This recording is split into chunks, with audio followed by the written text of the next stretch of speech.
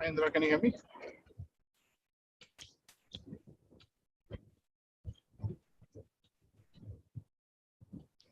Yes, sir. Yeah, Can you hear me? yeah, I can hear you. All good. எப்படி இருக்கீங்க? Yes, sir. How are you? All good, all good, all good. Yes, okay. How are you, sir?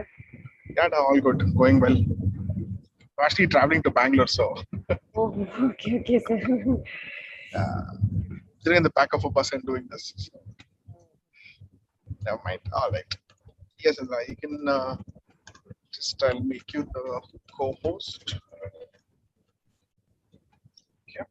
Can you please try sharing your screen? Yes.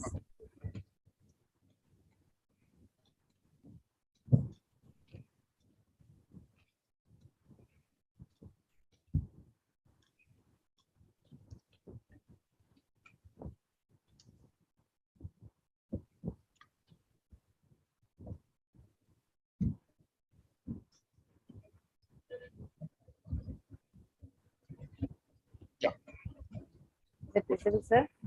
yeah, that's fine. Visible. Can you try changing your slides? Yeah, perfect.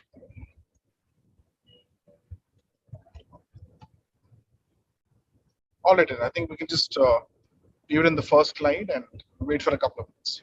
Okay, sir.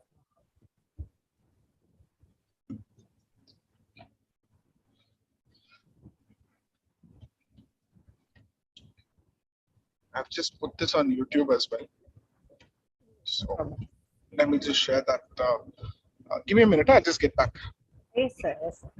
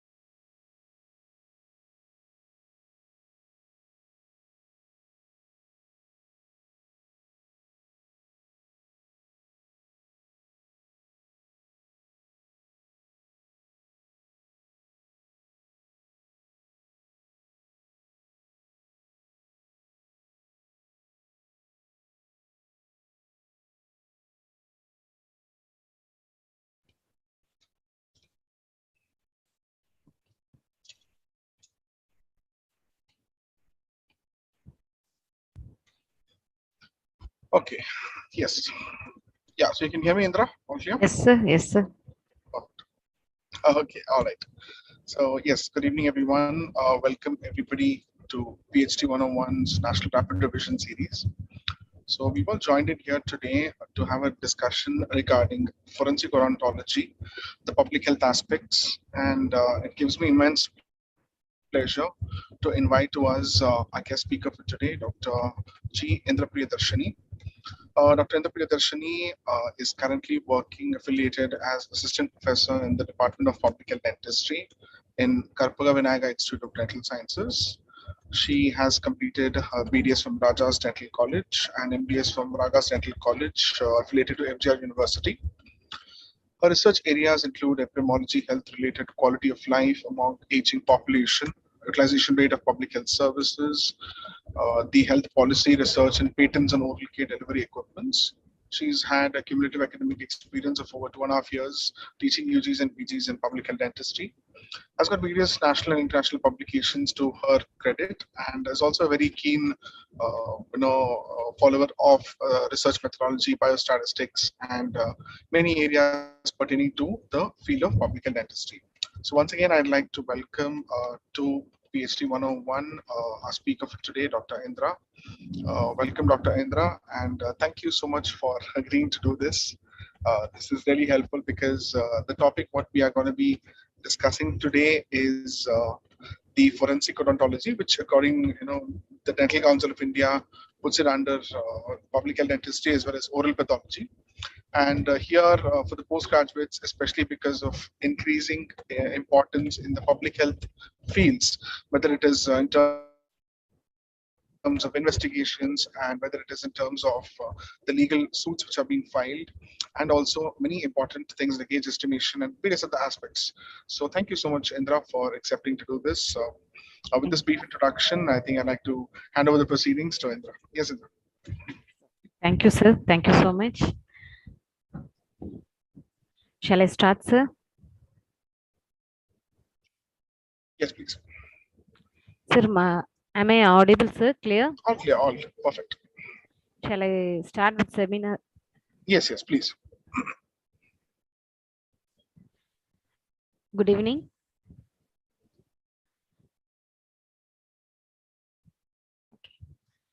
Hello, everyone. Good evening to all present here. I am grateful for this opportunity to present my webinar in National Online Series. So today I am going to discuss about the forensic odontology in a public health aspect view, which is actually a different topic in our exam point of view. Actually, this is the final essay paper which has been repeatedly asked in our university, that is forensic odontology in public health aspect view. So this is a very important essay for postgraduate students. So I would like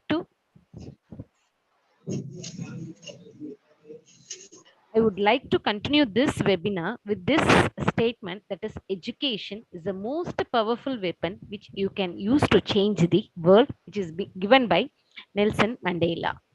So these are the contents which you have to be very clear regarding the forensic odontology. That is, what is forensic odontology? That is introduction, definition of forensic odontology, then historical perspective regarding the forensic odontology, why it is that much unique, then dental identification procedures. That is, what are the steps to be carried out as being a forensic dentist, and what are the categories to be followed to draw the conclusion of unknown victim, then role of forensic odontology in public health aspects, and what are all the scopes of forensic odontology, and conclusion.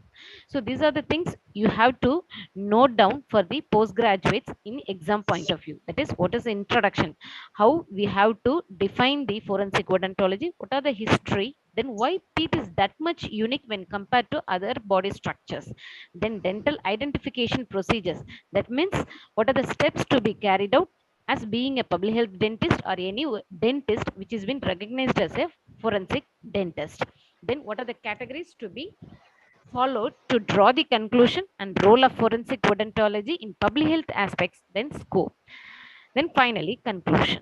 So moving on to introduction, this forensics science, it refers to the area of endeavor that can be used in judicial sitting, which is accepted by the court and general scientific community to separate the truth from the untruth. That means this forensic science, this department, which is coming with the support of judicial sitting and accepted by the court to separate the truth from the untruth. The forensic odontology, it is a branch of forensic science. According to Webster, forensic means it is pertaining to or appropriate for the court of justice or public debate. It is derived from the Latin word forensic. It means public. That means it is nothing but you have to work for a public. So for definition of forensic odontology, it is nothing but it is a branch of dentistry, deals with the proper handling and examination of dental evidence and with the proper evaluation and presentation of dental findings in the interest of dentist, which is given by Kaiser Nielsen in 1970.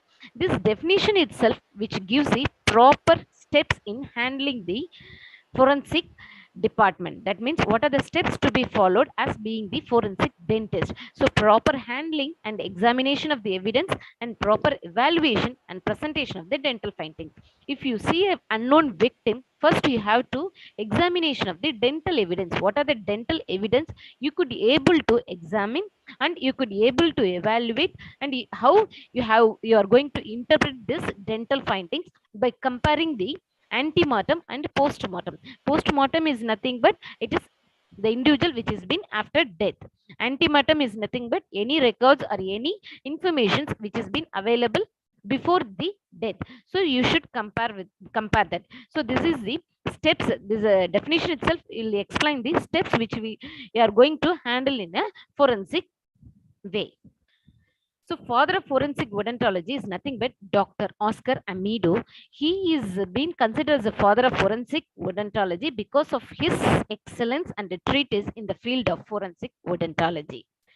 So, this systematic review was done in India by the author Gambhir et al. He done a systematic review regarding the knowledge and awareness of forensic odontology among the dentists in India.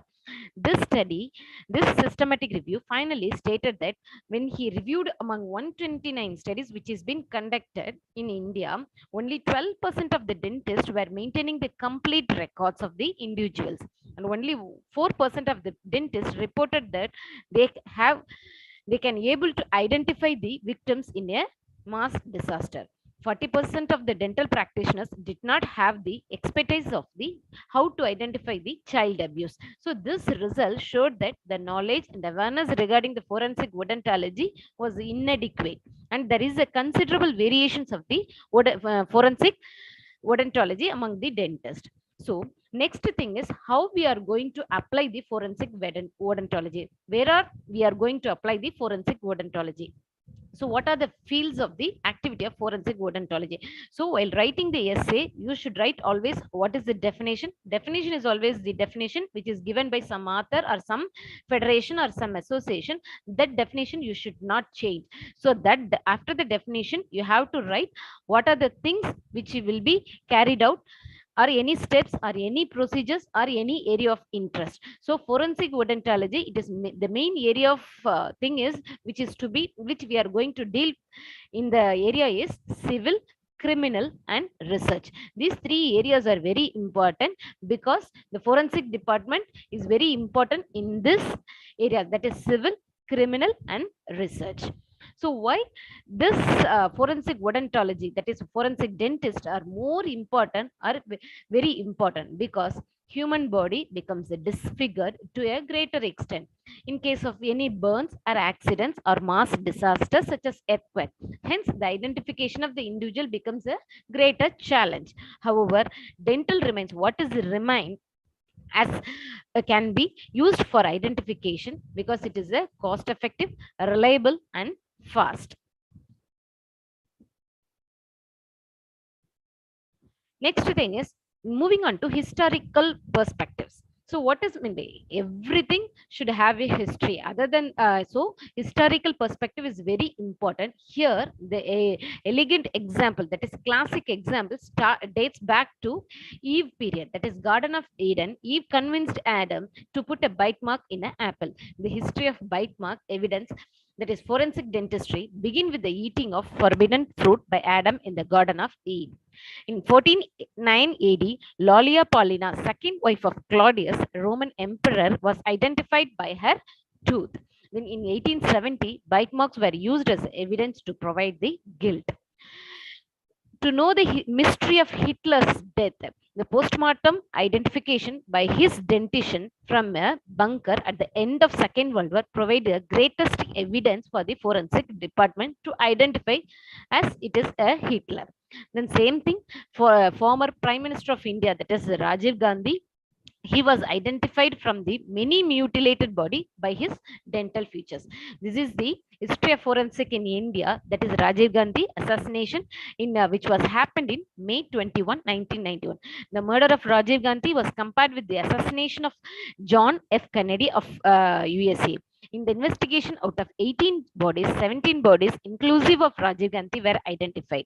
So these were correlated with skin, absence of body hair, same nail polish colors, and finally concluded that it was a female who was the human bomb, which was done. This excellent performance was identified by Dr. P. Chandrasekharan. That time he was the director of Tamil Nadu Forensic Science Laboratory.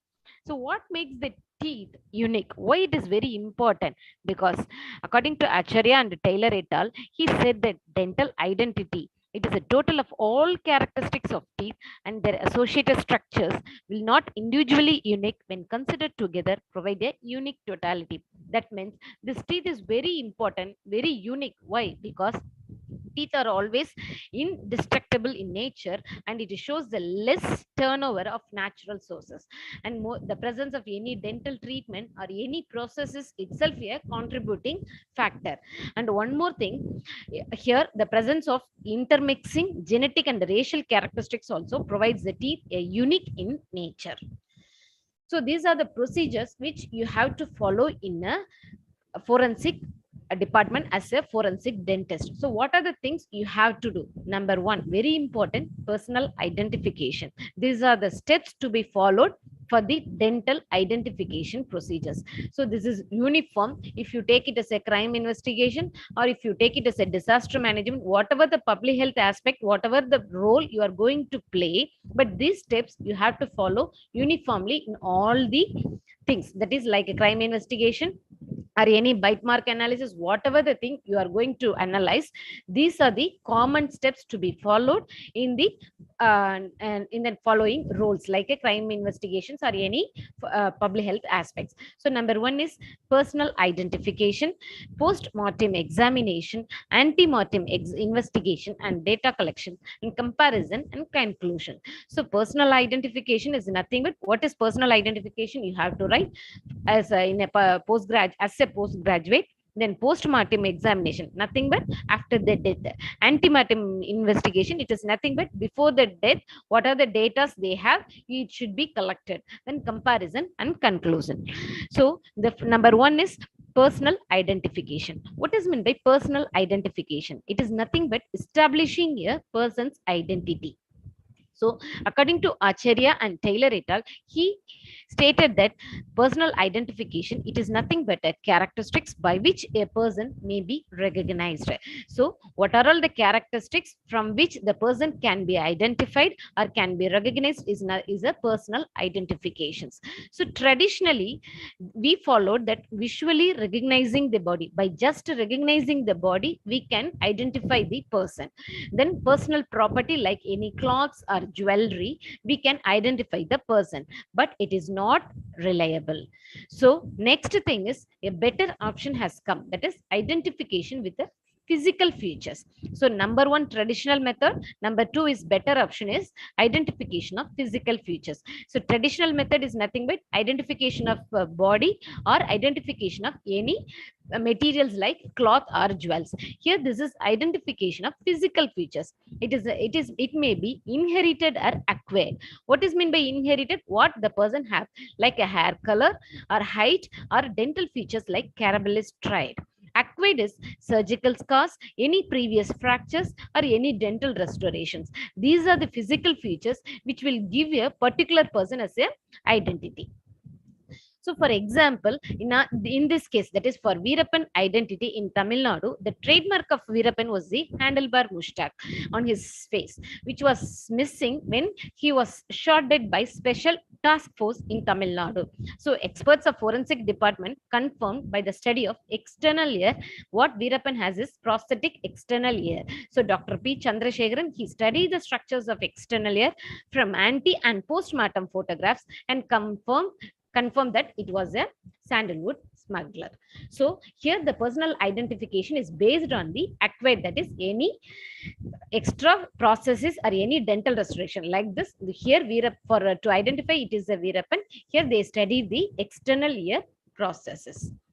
Number one is personal identification. Number two is post-mortem examination. So post-mortem is nothing but after the death. So there are two forms of post-mortem identification. Number one, comparative identification. Number two, reconstructive identification. What is meant by comparative? The term itself defines comparative identification means you are going to compare the individual, that is dead victim teeth, with the previous dental records which is available. So what is available, that previous dental records, we have to compare the dead victim. So that is a comparative identification. What is meant by reconstructive identification? So reconstructive, you are going to reconstruct. So how you are going to build, that means dental profiling. So dental profiling which you are going to do with a DNA analysis or any other technique which you are going to do, which dental profiling will give the information regarding the ethnicity,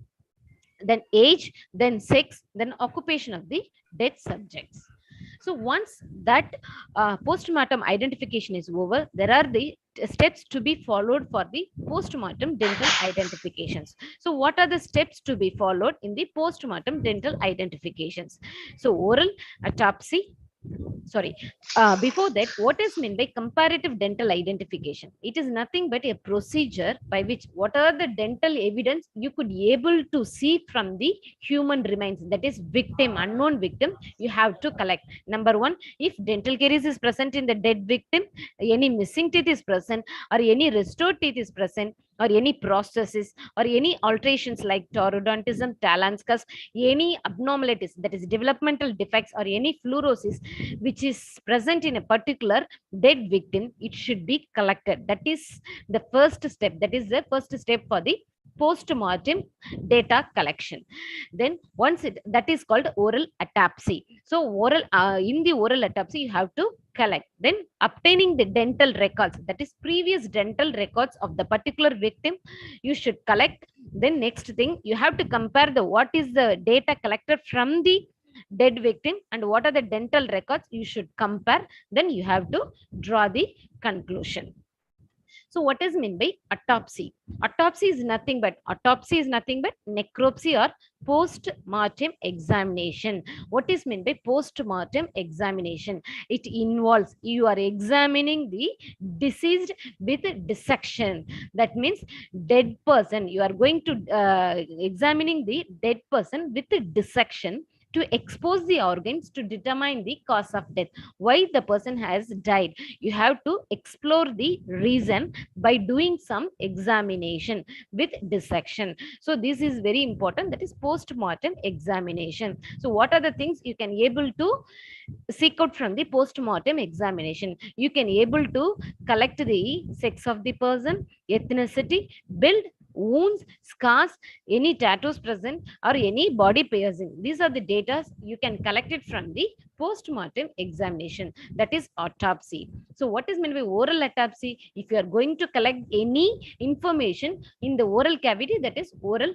autopsy. It is the essential part of post-mortem procedure. So in the dead individual, if you are going to collect any information regarding the oral tissues, that is oral autopsy. So the forensic dentist must be aware of what is rigor mortis, what is liver mortis, decomposition, post-mortem artifacts. So rigor mortis, if the person is dead, obviously they will undergo with the render with the rigor mortis, liver mortis, decomposition. So the jaw will be jaw movements that will be closed, that will be restricted, that will be rigid. So the dentist, the forensic dentist must be potential to open with the mouth gags or any screws to open the mouth for the examination. So the first thing is oral examination. Next thing is radiography. So the person must be capable of taking, must be trained, the capable of taking this the radiography in a dead victim, a victim obtained by removing the tongue.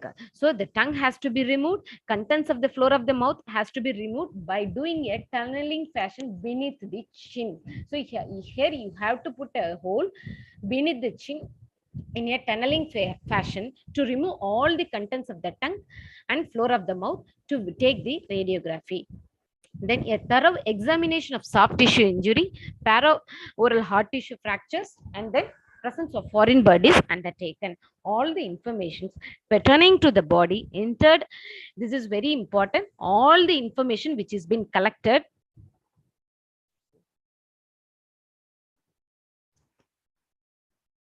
all the information which has been collected from the dead victim must be entered into a modified Interpol post-mortem form. This form will be in a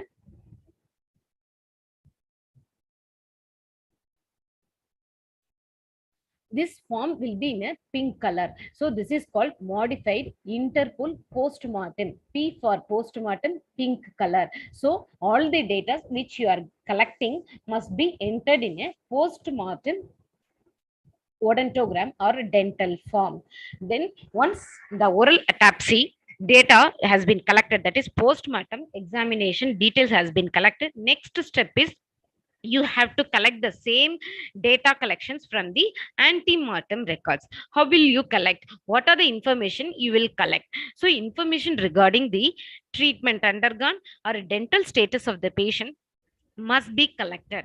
So Dial et al., he stated that he suggested that the information must be collected from the treating dentist or any specialist or hospital records. What are the information we have to collect?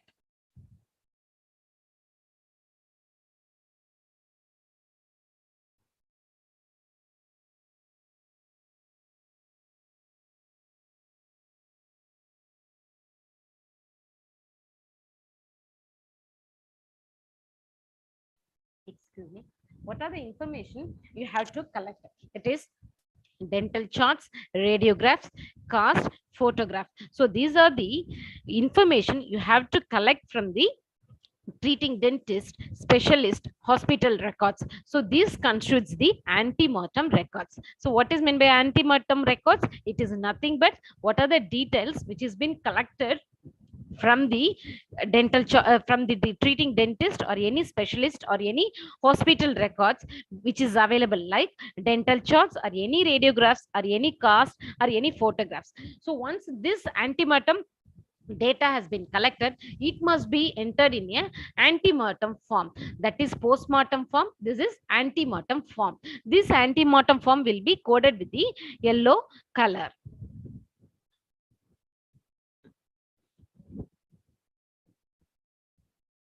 So this will be in a yellow color, that will be in a pink color. So post-mortem data will be entered in a pink colored intercoded Interpol post-mortem form. This antemortem form will be entered in a yellow color form. So once this post-mortem data collection is over and then ante-mortem data collection is over, next we have to compare this both the forms, that is post-mortem data collection and then ante-mortem. You have to compare whether there is any similarities or any dissimilarities. So if there is similarities, then you are probably going to conclude. If there is any dissimilarities, you are probably going to conclude what it is not. So following the post-mortem examination and ante-mortem data, the two odontograms, the two forms will be compared. So Acharya and Taylor et al., he stated that if any single point of concordance between postmortem and antemortem data, it is very sufficient to establish the identity. So from that, what you are going to conclude, what you are going to draw the conclusion, how you are going to write the report, or the similarity is significant or any differences are available. Based on this, you are going to conclude the victim, how he is. So this could be a 5 identification. That is 5 conclusion you can derive from the antemertum and postmortem. So postmortem examination, dental examination, antemertum dental records. So you are going to compare, then you are going to derive the conclusion. So what are the conclusion you are going to conclude? Positive identification, probable identification, possible identification, insufficient information, and then excluded identification. So what is meant by positive identification? This is postmortem data, this is antemertum data. So if it is match, that is it is exactly match with each other, then identity with the radiograph supports these two forms are matching with each other, then it is a positive identification. Then probable identification, we cannot confirm this, these two are same. There is a high level of concordance between the two sets of data and lack of radiograph support, then it is a probable identification. Then we are going to further analysis. Then possible identification, there is a difference exist between the antemertum and postmortem data. Insufficient examination, there is only a minimal or insufficient information to draw any conclusion. Excluded, this will not match, that is both post and antemertum data clearly inconsistent, there is a mismatch between these two data. So these are excluded identification. This is what you have to derive the conclusion based on the postmortem and antemortem. Then you have to compare, and then you have to derive the conclusion. So these are the 4 steps. You have to be very clear if you are being as a forensic dentist. Number 1, first you have to personal identification. Personal identification is nothing but traditional method is there, then best method is identification of the physical features. Number 2, examination of postmortem victim. Then number 3, antemortem data collection.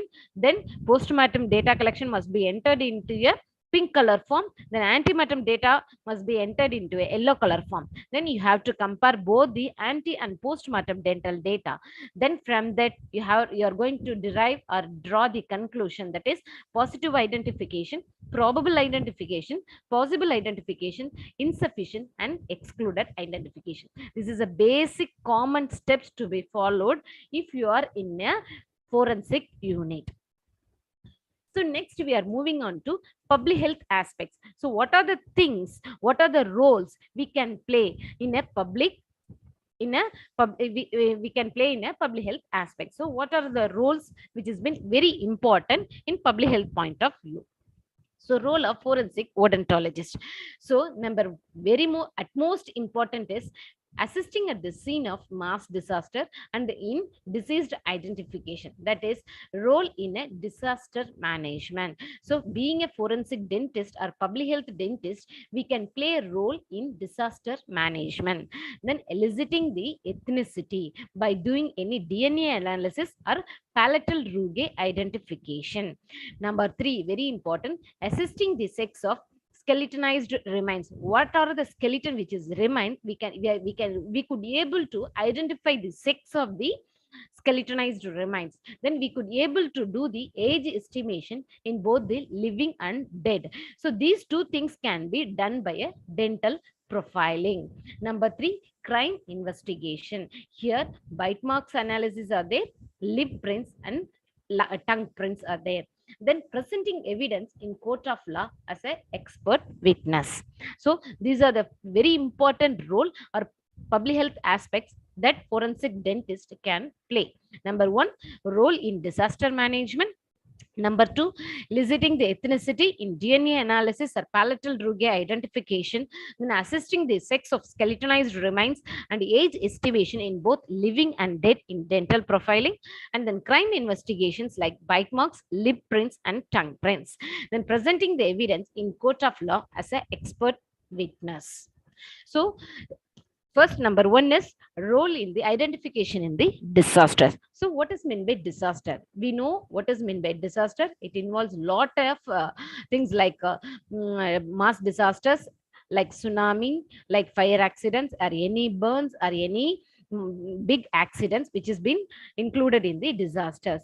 Then it involves examining and comparing of hundreds, thousands of anti and post-mortem data. Clark et al., he stated that 50% of identification in disasters are from dental evidence.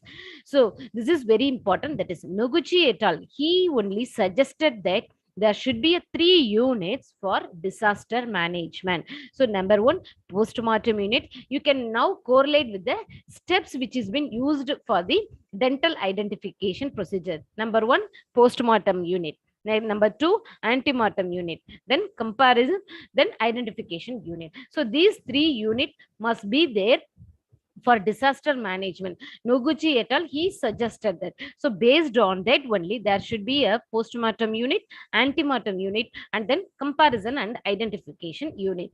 In this unit, forensic dentist will be the part of team. So what does that what is the role for the post-mortem unit? So Noguchi et al., he stated that at disaster site, this unit, this team will do the following things. That is, a sketch to be made of this scene and the location of the body recovered, where the body is been there, that should, the location of the body must be recovered and it is noted. Then definitive dental examination will be done by the post-mortem unit, because whatever the unknown victims which is been in the disaster, all the dental examinations will be done by post-mortem unit once after the photography, fingerprinting and medical autopsy. Though this unit is responsible for processing the radiographs like through a tunneling technique and photography of the teeth.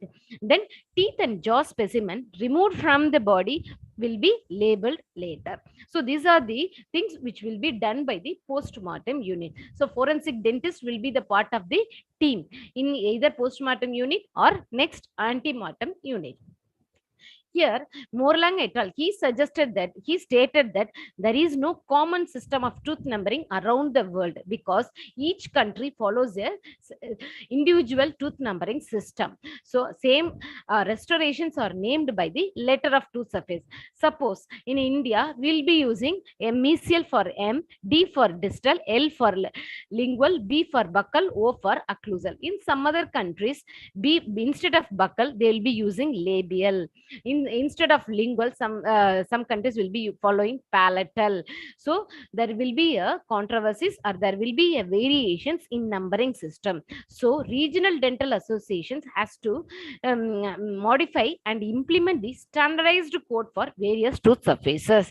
Then after that, the antemortem unit will locate the dental records of the victim, because once the victim is identified, the victim's dental records must be collected in communication with the police, dentist and relatives of the victims. Next things, once the post-mortem unit collected the data, antemortem unit collected the dental records, then automatically we should compare and identify. Here you can able to do it manually or computer aided. So many software programs has been available for comparing this antemortem and postmortem dental units data. That is identify, Odontit, CABME. Recently, PLAS data DVA system internationally is available to compare this data. These programs, what they will do, they'll sort out the data, bring down the number to few likely post and antemortem data. Final identification must be done manually to eliminate the error. So final identification of the victim must be done manually, not with the computer aided.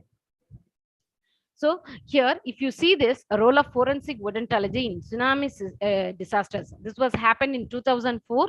Indian Ocean tsunami is probably the most eminent example for the success of forensic odontology in identifying the large number of victims.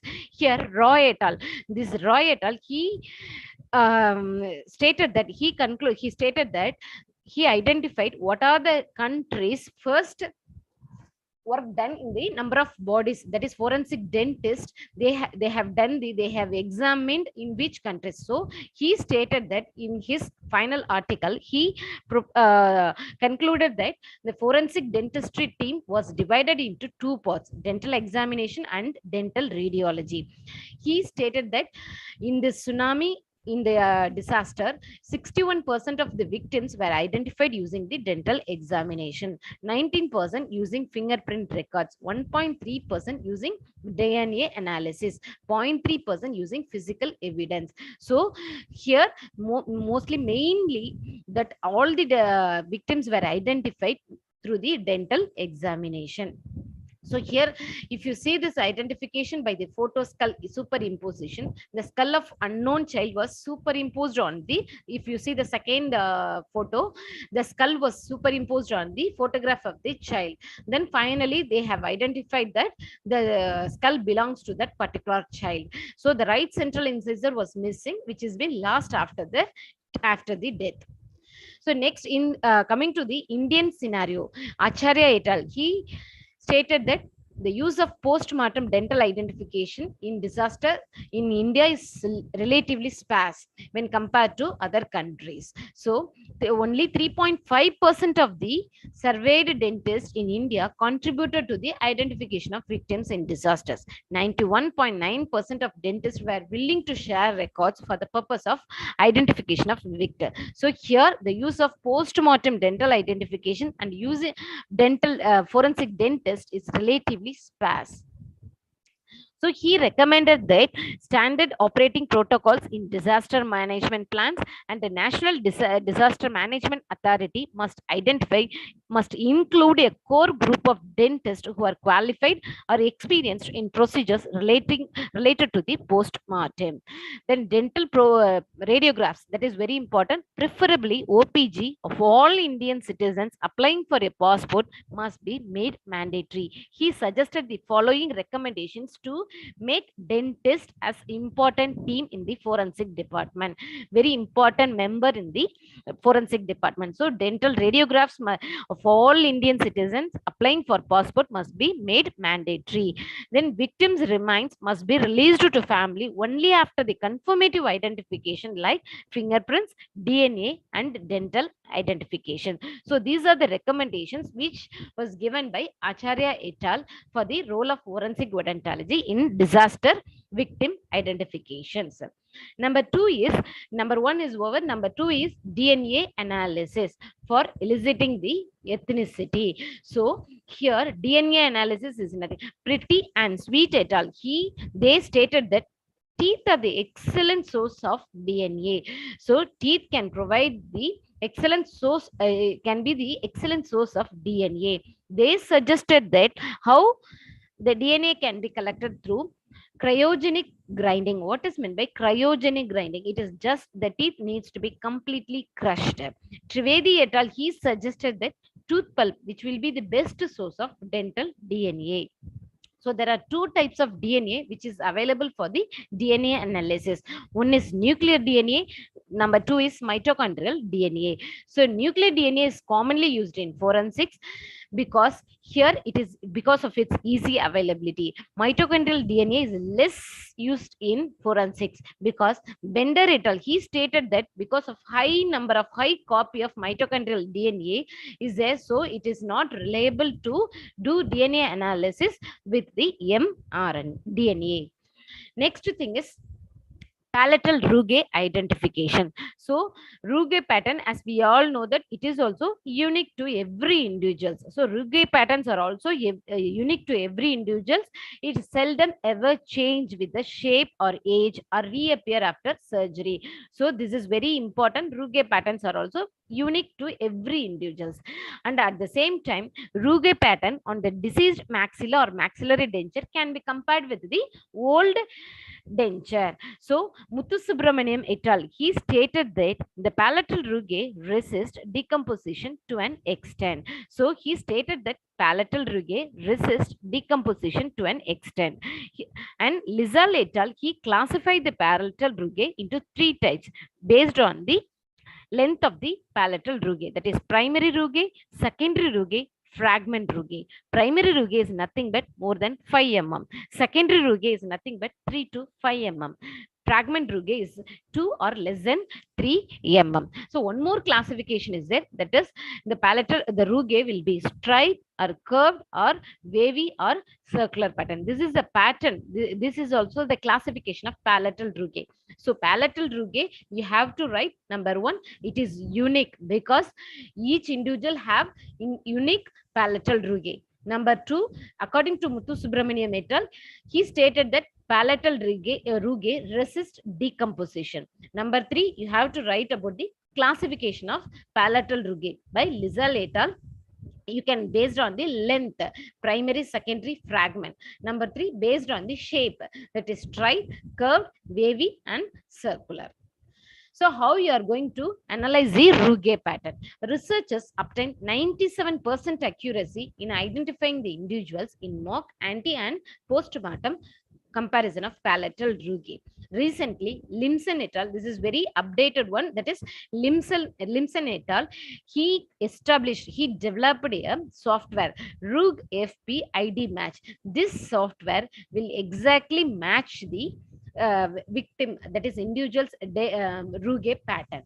Next thing is calcargoscopy. This is nothing but a overlay print of palatal rugae in maxillary cast, which is used to compare the or perform a comparative analysis. Another technique is that is stereophotogrammetry, which is used with a special device like a raster marker, which will accurately determine the length and the position of the every palatal rugae. So these are the three techniques we can use to analyze the rugae pattern. Number one software is there, that is RUG FID match, then calcargoscopy, then stereophotogrammetry.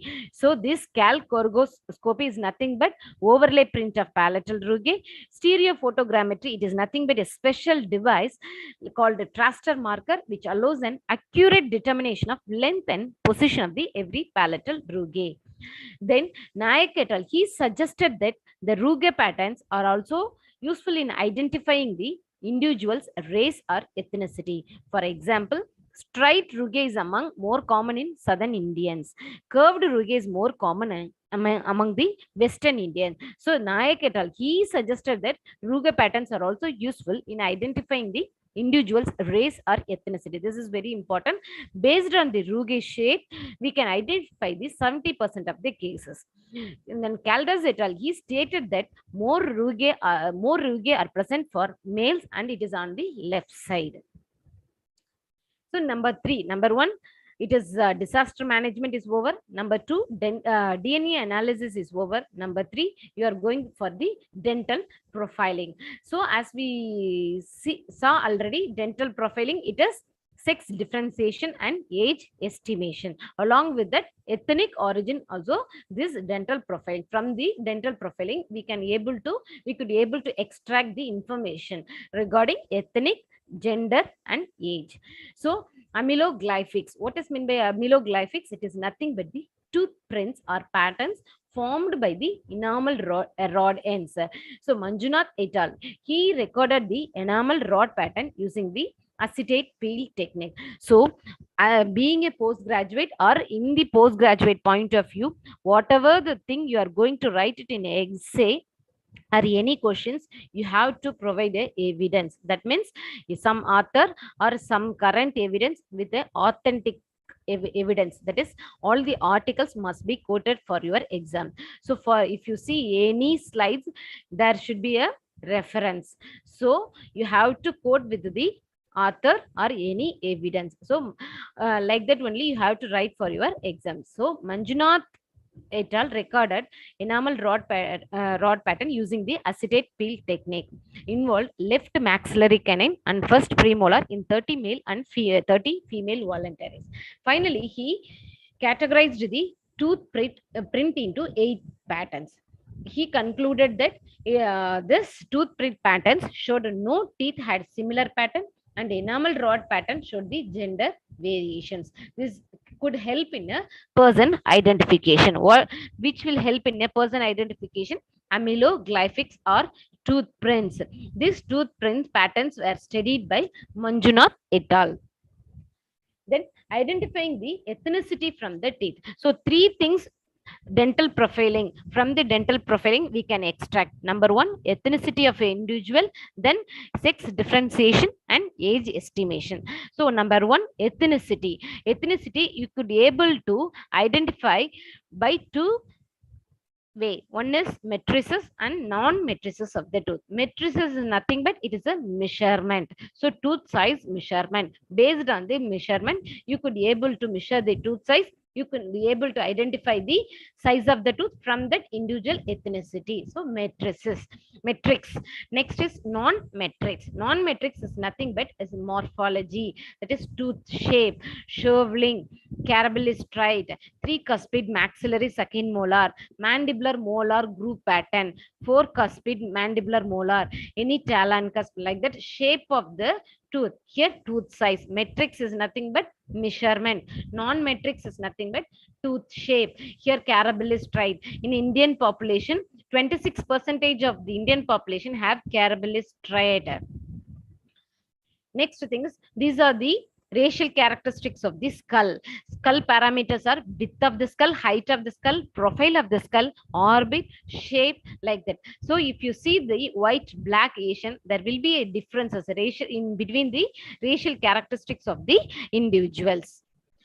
Number one, ethnicity is over. Number two, sex differentiation or sexing. So in the dental profiling, you could be able to derive the ethnicity. Number two, sexing, that is sex differentiation. How you are going to differentiate the sex from the individual. So if it is decased, badly decased, that victim is badly distracted, how you are going to differentiate this is male or female? So how you could be able to identify it is a male or female from a very highly decomposed or distracted victim? So based on the morphology of the skull and mandible, tooth size are odontometrics, then finally DNA analysis. DNA analysis we have seen already. So number one, morphology of the skull and mandible, and then tooth size are odontometrics.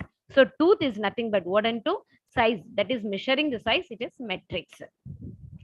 So amylogenin or amyl, it is an important major protein present in the human enamel which determines the sex. So female will be having two identical amyl genes, whereas a male have two different amyl genes. This could be able to identify the sex of a particular victim tooth. So from the amylogenin itself, if there is two identical, similar, identical like XX, so two identical amyl gene is present, it is female, that is XX. If two different amyl gene is present, it is male.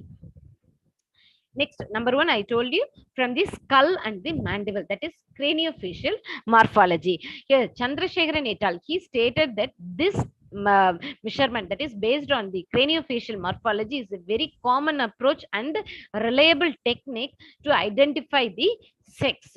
So Patil et al., he suggested that using the lateral cephalometric tracings to measure the skull. So by measuring the lateral cephalometric tracing, you could be able to measure the skull. You could be able to identify the gender differentiation, whether it is a male or female.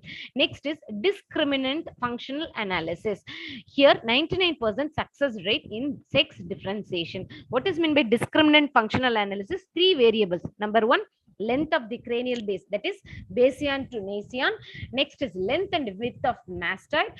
Number third, total facial height from nasion to menton. So total facial height, that is nasion to menton, length and width of mastoid, then length of the cranial base. These three variables, by measuring this, we could be able to differentiate the gender, whether it is a male or female.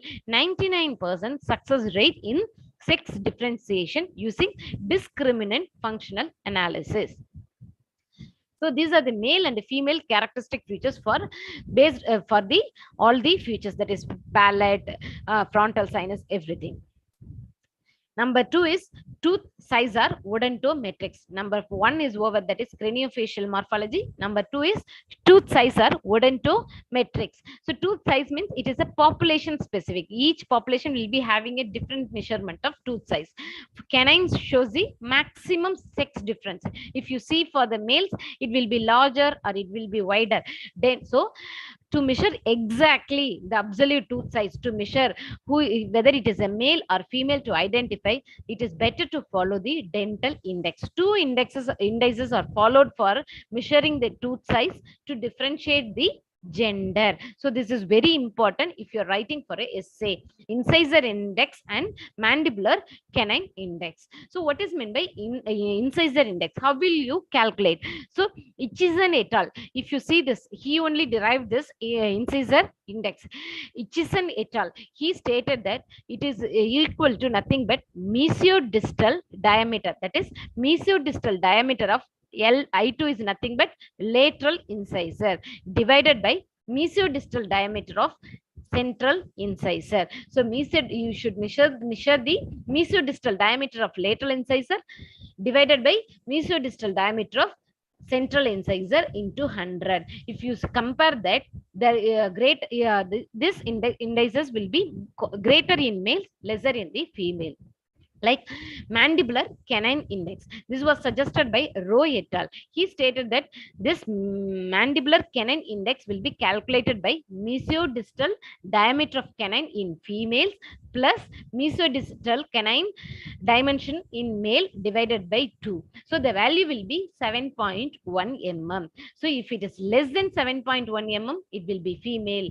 If it is more than 7.1 mm, it will be a male. So based on this index, that is tooth size, can be calculated. Based on that, the gender can be differentiated. If it is 7.1 mm less than, then it could be female. If it is more than 7.1, it will be male. Next thing is, third thing is age estimation. How you are going to estimate the age of a particular victim? So here, prenatal, neonatal and postnatal, children and adolescents and adults. So there are various methods will be followed for identifying the age estimation. So very important thing you should note and you should explicitly mention in your paper, that is, these are the methods to be written in your exam paper. So what are the techniques, what are the methods, what are the steps? It is very important, it is mandatory to be written in the paper. So number one, these are the techniques which will be used for various age groups, that is prenatal, neonatal, age estimation in children, age estimation in adults. So if you see this, number one, prenatal, neonatal, here you could able to see the techniques, various techniques. So this will be explaining here. So prenatal, here how you are going to identify the age estimation. Usually teeth begins to classify at 12 to 14 weeks in utero. Here enamel also complete enamel formation will be done by first year. Then in presence of neonatal line, it is the indicator of the live birth. Then all this can be viewed via CT scan, which is a non-invasive method.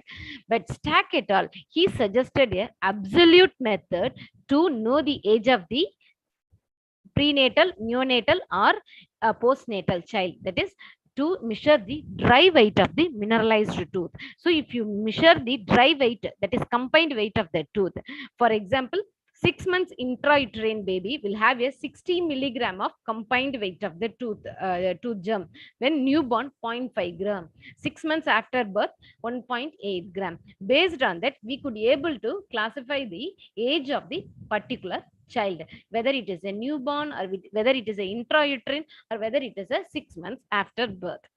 Next, same thing for children. There are two techniques. This is Shore and Massler method. D. Meridian. This is familiar in UG time itself.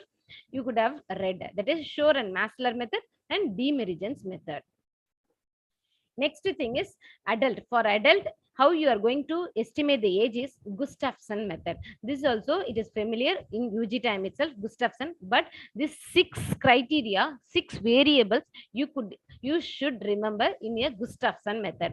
So attrition, amount of secondary dentin, level of periodontal attachment, amount of secondary cementum, root resorption, then dentin translucency. So if you see the tooth form, enamel, dentin, then pulp, periodontium, then root. Based on that, you could able to keep it in a reminder. That is, enamel means attrition, then secondary dentin, dentin translucency, then periodontal attachment, cementum, then root resorption. So based on that, H formula is equal to, this is for Gustafson method, 11.43 plus 4.56x. This x is based on these all the variables you have to calculate.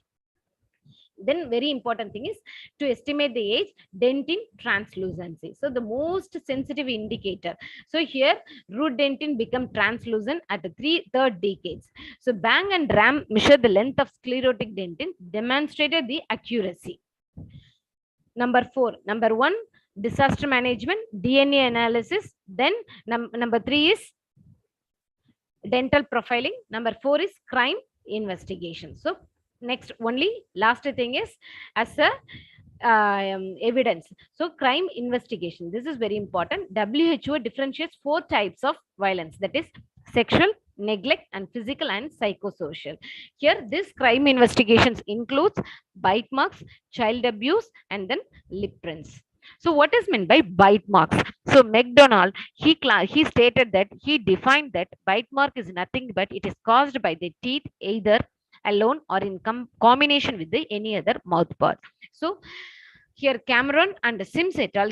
They gave a classification based on the agents and then materials. So agents, it could be a bite mark because of human or it could be due to animal. Materials, it could be because of skin or any body tissues or foodstuffs.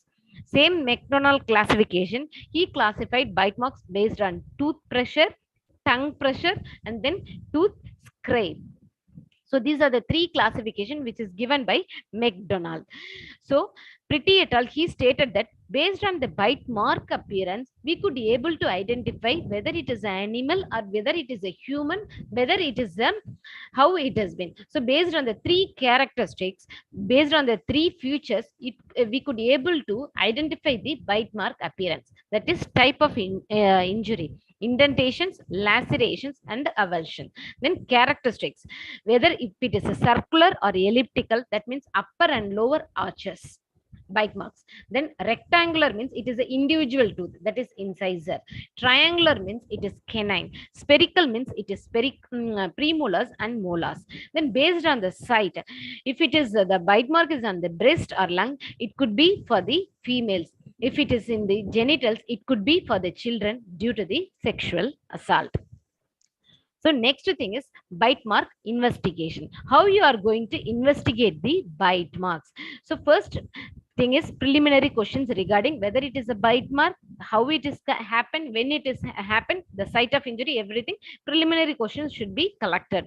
Then case demographics, that means the location and then type of injury, color, contour, and then difference between the upper and lower arch, between the tooth, everything should be visually you have to see and you have to collect all the demographics regarding the bite marks. Then after that, photographs. So orientation of the photographs and close-up photographs must be collected. So these are the steps in the bite mark. Once these are the things is over, that is preliminary question has collected, then case demographics regarding the bite marks, how it is, where it is, type of injury, color, contour, and then difference between upper and lower, individual tooth, all the data must be collected by visual examination. After that, photographs, that is orientation photograph and close-up photograph. Once it is over, we are going to do the salivary swab. So the saliva must be deposited in the skin, may have a WBC or a sloughed epithelial cells. So this must be collected. So how you are going to collect?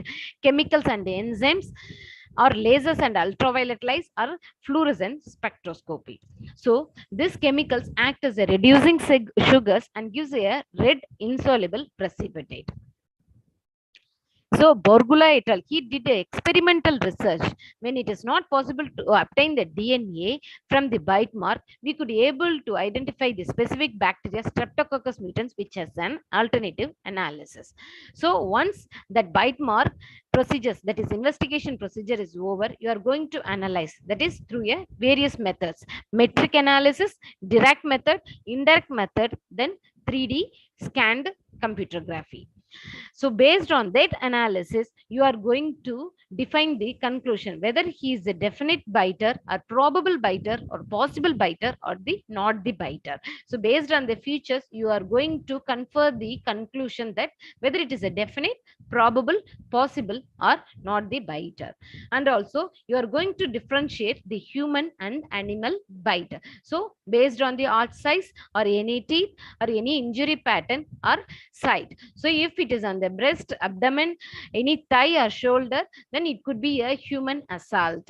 If it is on the feet or leg, it could be a animal attack. So based on these four variables, it is able to, we can able to differentiate the human or animal.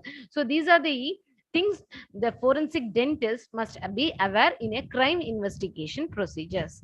Next thing is lip prints or keloscopy. It is very important. What are the wrinkles or grooves visible on the lips? It is nothing but a sulci labiorum or rubrorum. This lip print was first recommended by Edmond Locard in France. So he suggested that use of lip prints for crime investigations. Hashi et al. He stated the classification. This classification is universally accepted. It has been still followed for various studies: type 1, type 2, type 3, type 4. Vertical, intersected, branched, reticular, and undetermined. Undetermined means we could not be able to identify what pattern it is. So based on this classification, we can able to differentiate the sex also. If the we could be able to differentiate the sex also. So Hashi et al. He classified the patterns of the lip prints. If it is vertical or intersected, it is type 1. If it is branched, it is type 2. If it is reticular, it is type 3. If it is undetermined, it is type 4. So based on that classification, we could be able to differentiate the sex of the individual also. So Vahanwala et al. He derived this, he concluded the based on that classification. If it is type 1 is dominant, it could be a female. Type 1 and type 2 patterns are dominant, it could be female. So type 3 pattern, type 4 pattern, type 5 variant is there, it could be male. So based on that pattern, so if it is type 4 undetermined or reticular pattern are dominant, it could be male. So vertical or intersected or branched pattern are more dominant, then it could be a female. So next thing is tongue prints. So use of tongue prints for forensic identification is at the budding stage now. For this technique to be successful, here antemortem photograph or impression of the tongue should be available. So tongue biometric template can be made using three views: lateral view, left, right, lateral view, and then profile view. So other than that, so crime investigations, disaster management, data, DNA analysis, DNA analysis, DNA analysis. So analysis of drugs of abuse in saliva. Drugs identified in saliva includes amphetamines, barbiturates, benzodiazepines, phenylcycline, cocaine, and opioids. Most drugs appear to enter saliva by simple passive diffusion. So useful adjunct to serological testing in bite marks for identification purposes. So identifying the drugs of abuse in saliva, the forensic dentist could be able to do that. The recent advancements, drug wipe, a non-instrumental immunodiagnostic assay for the detection on surfaces. So these are the recent advancements like drug wipe, a non-instrumental immunodiagnostic assay. So other than that, there is an unexplored area like in the identification of the soldiers. For every soldiers, there is a series of medical tests are performed. We know that medical tests will be performed and samples will be collected and it will be stored in a database. So here Aurora et al. He recommended that dental records also should be collected like OPG, and impressions of the dental arches and cast should be prepared and preserved for the soldiers in case of for further identifications. And at the same time, in the identification of the terrorist also. So during the arrest, complete dental records and samples must be taken. This must be available on the Interpol network. So for example, if you see this incidents, that is to make the decision on juvenility of Muhammad Ajmal Kasab, a long survivor of Mumbai terror attack. The court had ordered a radiologist and forensic dentist to examine Kasab, and then later it was proved that he was not a juvenile. So here next thing is dentist as an expert for the witness finally. So dentist can also play a role as an expert for the witness. So dental forensics to death this sentence. So if you see this famous case, that is Delhi gang rape case, forensic dentist linked two of the accused to the crime, comparing the arrangement of the teeth with the bite mark on the poor young victim. Photographs of the bite mark seen on the victim and structure of the dentition of the two suspected accused were accurate, were matched. So totally 6 men were arrested. One among them was juvenile. Among the 5 accused, two of the dentition matched with the bite mark. So whatever the bite mark which is present on the poor victim, which exactly matched with the person who was arrested. So these are the future forensic future expectations. That is, there should be computer database for all the dental records, whatever been collected by the forensic department. Then CAD/CAM systems. Then 2 and 3 dimensional technology to derive a hybrid product. Then ballistics analysis introduces this technology, that is Apple Mac Pro computer and Infrometer, that is in dental informatics, creates a mathematic. If you give a small as much as 2 microns, this Infrometer, that this software will create a mathematical model for our digital clone. Then use of autosmic mini STR multiplex genotyping. These are the genetic profiling smaller than used in the standard typing. So this is my, I would like to conclude that forensic odontology, it is one of the most unexplored and intriguing branch of forensic medicine. Each of us decides to live in a decent, orderly society with a capable judiciary. Therefore, everyone should help the noble cause of the defense of the innocent and the punishment of the guilty. Thank you. Yes. So thank you so much, Dr. Indra. I think, yeah, can you hear me? Yes, sir. Yeah. Okay. So that was a very well compiled presentation, I must say. I think so many aspects, I think all of our participants were able to completely understand to the fullest of their abilities, especially the various case scenarios, everything from the historical, the celebrities and all the eminent persons, and to the relevance of forensic odontology in day-to-day practice. So, with its increasing importance and application in various public health arenas, from disaster management to profiling, I think this is a relatively less explored area, and I think that requires a lot of in-depth analysis and future aspects as well. Okay, so we'd like to open the house for any discussion. Any questions anybody wants to ask the speaker, you can please go ahead and do so. Meanwhile, I'll just like to extend really heartfelt thanks to Indra for doing this session for us. I think she's been working on this for quite some time. Been waiting to have this session, and finally it has happened here. So I think students are really benefited from this, overall, I should say, in-depth analysis of the topic.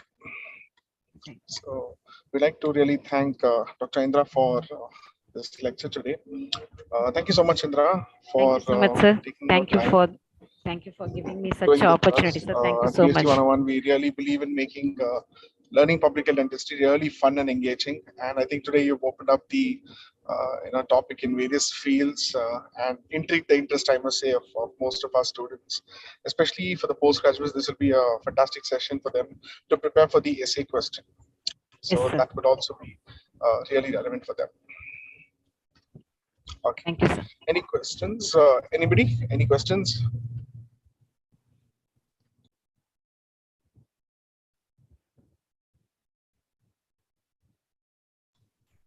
Okay. So, yeah, thank you all so much if you have any queries, you can do write to us at Public Health Dentistry 101 at the rate Chief Speaker, and possibly provide you the resource material. As I mentioned earlier, you can avail all our free webinars and material related to dental public health by joining our student learning groups. We wish that you really benefit from this, especially the ones who are exam going postgraduates. And feel free to reach out to us and help us make this uh, process better. So thank you, Indra. Thank you, Thank you so everybody. much. Thank you. We have a comment from Dr. Madi. Yes, she says, yeah, it's a fantabulous and informative session indeed. Dr. Arti says, nice presentation, ma'am.